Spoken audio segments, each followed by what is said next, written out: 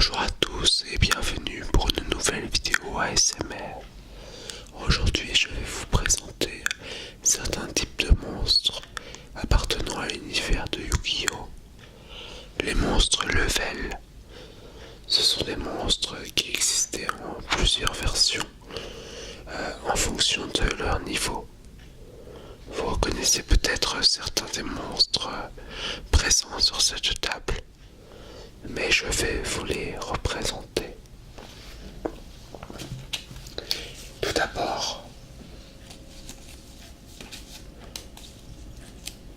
je vous présente les spadassins silencieux.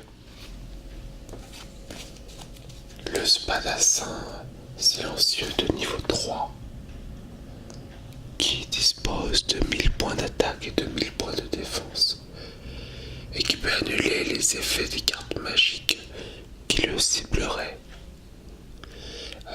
et qui permet d'invoquer le spadassin silencieux de niveau 5 à la si le spadassin silencieux de niveau 3 est présent sur le terrain durant la stand-by phase. Ensuite nous avons le spadassin silencieux de niveau 5 qui dispose de 2300 points d'attaque et de 1000 points de défense. Il n'est pas affecté par les effets des cartes magie. Et le spadassin silencieux de niveau 5 peut être invoqué sans utiliser le spadassin silencieux de niveau 3. Pardon. Et voici le spadassin silencieux de niveau 7 qui ressemble énormément au spadassin silencieux de niveau 5. On dirait presque une autre version graphique de la carte spadassin silencieux de niveau 5. Il dispose de 2800 points d'attaque et il ne peut pas être invoqué spécialement, normalement opposé. Il ne peut être invoqué que spécialement par l'effet de spadassin silencieux de niveau 5. Donc, et il peut annuler tous les effets des cartes magiques sur le terrain. C'est un peu une sorte d'Horus. Il a un peu le même effet que Horus, dragon de la flamme noire de niveau 8. Je vais maintenant vous présenter la deuxième famille de monstres élevés.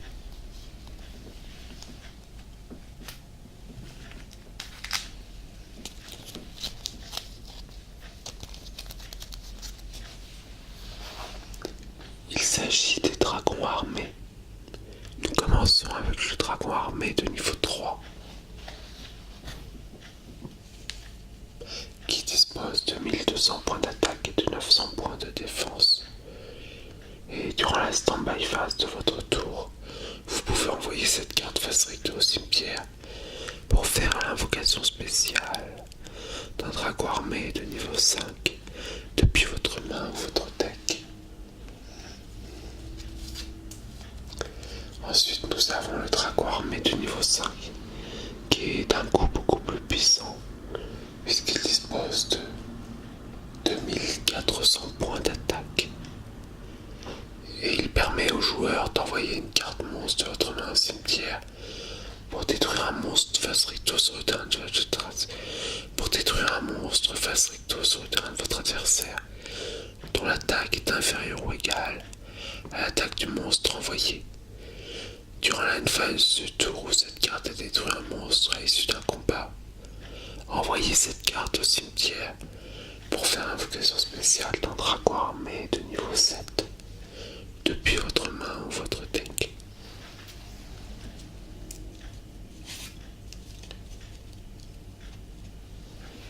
Voici le dragon armé de niveau 7 qui dispose de 2800 points d'attaque.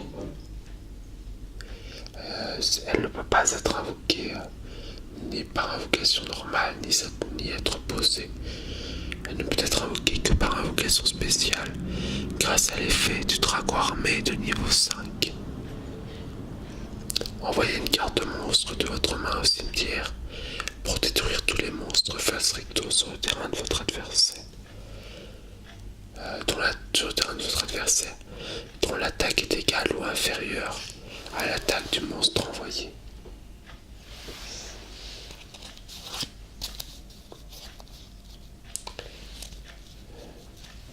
Pour finir, voici le dragon armé de niveau 10 qui dispose de 3000 points d'attaque et qui ne peut pas être invoqué par invocation normale ni être posé. Cette carte ne peut pas être invoquée par invocation spéciale, excepté en sacrifiant un dragon armé de niveau 7 depuis votre terrain. Envoyez une carte de votre main au cimetière pour détruire tous les monstres face recto sur le terrain de votre adversaire. Alors le dragon armé de niveau 10 est un peu particulier, car il a été créé après les 3 autres dragons armés. Car sur la carte dragon armé de niveau 7, il n'est pas du tout fait mention de la carte dragon armé de niveau 10. En plus, il dispose d'un nombre de niveaux pairs, alors que le reste du dragon armé dispose d'un niveau impair. Donc, on peut dire que le dragon armé de niveau 10 fait office d'exception, car au début, il ne devait y avoir que 3 dragons armés différents. Voilà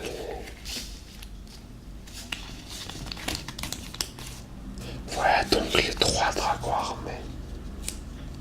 Les 4 dragons armés, pardon.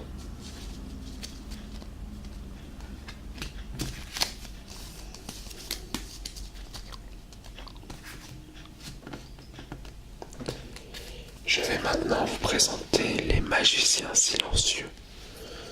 Le magicien silencieux de niveau 4 qui dispose de 1000 points d'attaque et de 1000 points de défense. Et chaque fois que votre adversaire pioche une carte ou plusieurs cartes, vous pouvez placer un compteur magie sur cette carte, maximum 5. Cette carte gagne 500 points d'attaque pour chaque compteur magie sur elle.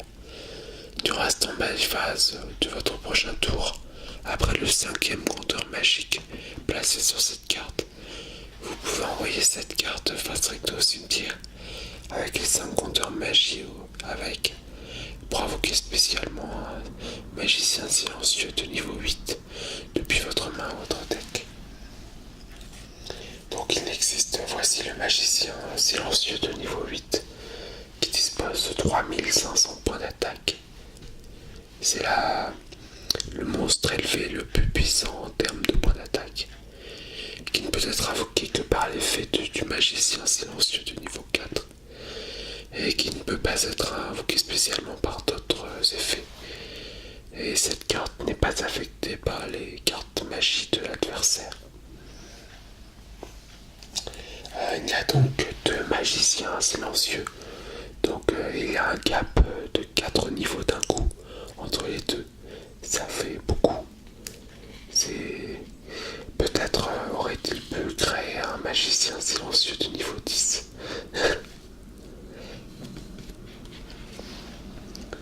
Je vais maintenant vous présenter les monstres Horus. Tout d'abord, Horus, dragon de la flamme noire, qui est un monstre de niveau 4. Le contrôle de ce monstre ne peut pas changer. Durant la fin du tour où cette carte a détruit un monstre de l'adversaire par bataille, vous pouvez envoyer cette carte au cimetière pour invoquer spécialement un dragon de la flamme noire de niveau 6 depuis votre main ou votre deck. Voici Horus, le dragon de la flamme noire de niveau 6, qui dispose de 2300 points d'attaque et qui n'est pas affecté par les effets des cartes magiques. Et après la fin du tour où cette carte a détruit un monstre, l'on peut invoquer directement Horus, dragon de la flamme noire de niveau 8.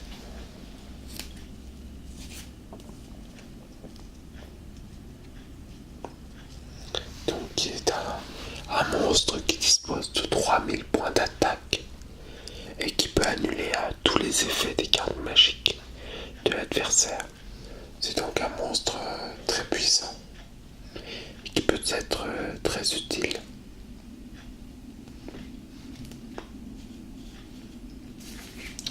Et voici pour finir le Corribo ailé de niveau 10. Sachant qu'il n'existe pas un Corriboile de niveau 1. Il existe un Corriboile qui possède une étoile, mais le nom de la carte est Corriboile tout court, et non Corriboile LV1. Donc cette carte ne peut pas être invoquée par invocation normale ni être posée. Cette carte ne peut pas être invoquée par invocation spéciale, excepté par l'effet d'elle transcendante. Sacrifiez cette carte face recto sur votre terrain pour détruire tous les monstres en position d'attaque sur le terrain de votre adversaire et infliger du dommage aux life points de votre adversaire égaux à la somme des attaques originales des monstres détruits. Vous ne pouvez activer cet effet que durant la battle phase de votre adversaire. Donc c'est un peu dommage qu'on ne puisse activer cet effet que durant la battle phase de votre adversaire. Sinon ce serait un effet vraiment très destructeur. J'avais essayé par le passé de me constituer un deck LV avec que des monstres LV, vu qu'il existe des cartes magiques et pièges qui sont spécialisées sur ces monstres-là. Mais ça ne m'avait pas spécialement porté chance en tournoi. Peut-être parce que j'avais trop de cartes différentes et trop de monstres puissants que je ne pouvais pas spécialement invoquer. Par exemple, le dragon armé niveau 10, le magicien silencieux niveau 8, le dragon de la flamme noire de niveau 8. Il y a un grand inconvénient avec le dragon armé de niveau 10, c'est qu'il ne peut pas être invoqué spécialement depuis le deck, mais seulement depuis la main. Et étant donné qu'il a été créé après le dragon armé de niveau 7, c'est donc un sacré inconvénient et ça le distingue des autres monstres élevés. J'espère que vous avez apprécié cette vidéo et je vous dis à très bientôt pour une nouvelle vidéo ASMR. Bye bye. Bye bye.